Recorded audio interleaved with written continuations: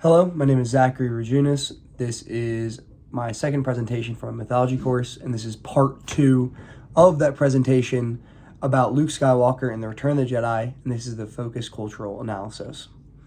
So, Luke's hero journey was discussed in the prior video, and there's a few other aspects of his journey that should be looked at, especially the way Luke interacts with a group versus his heroism as an individual.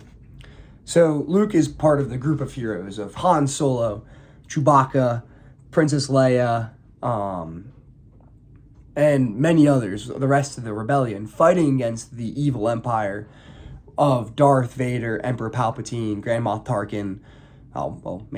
He's on that one, but point is, there's the evil empire that is trying to crush down this rebellion who's trying to give freedom to the universe and the galaxy again. And in Luke's story, he is the primary hero. He is the Jedi, the Knight of the Republic. And it values him greatly. But throughout the story, at the end of the day, Luke doesn't necessarily destroy the Death Star. Yes, Luke kills the Emperor individually and saw it, and he knew it happened. But the Death Star was killed by the rest of the heroes, the rest of the group, who didn't go through Luke's individual hero journey. So Luke is a leader of that group. Obviously, he's at the front, taking on one of the most difficult parts of it. But he is not necessarily the entirety of the group. And how the group of the rebellion is more powerful because all of them are together than one singular Jedi. Because without the rest of them, the Death Star wouldn't be destroyed by Luke. Luke, maybe, yes, he killed the Emperor, but the still planet-killing machine still exists. And so the group is still necessary to save everyone else. And Luke, being a Jedi, he's a protector of the people and a protector for everyone, but he's just one individual. And so he can't do it all without the group. And so throughout the story, Luke, saves the team on Endor by taking out the scout speeders. And he saves the group and they can achieve their goal. But the group is still more important because Luke saves them. And he's a hero to them, but he's not the center of it all.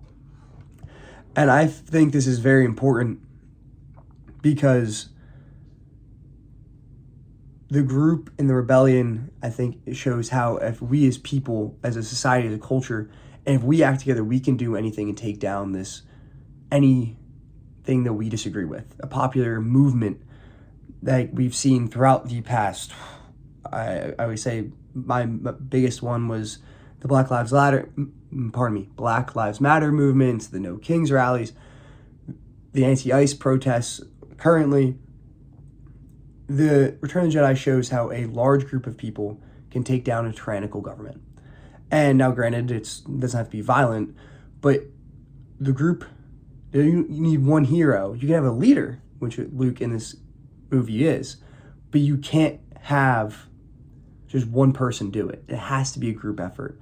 The sacrifice of thousands of individuals all coming together is how the end goal is achieved. Because Luke can't do everything himself in the movie. He has help and he helps others.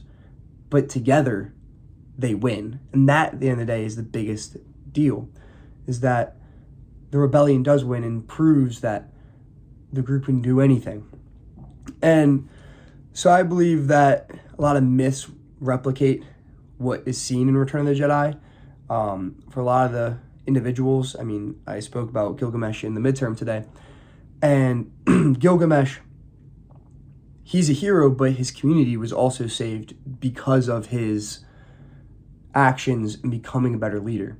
So the way Return of the Jedi shows it, and I believe many myths show it, is the value of a hero is that what they can do for the community, but also the community, what they do for the hero, and how both are required. It's a mutualistic relationship to have both see success. Thank you for watching my presentation, and I hope you have a great rest of your day.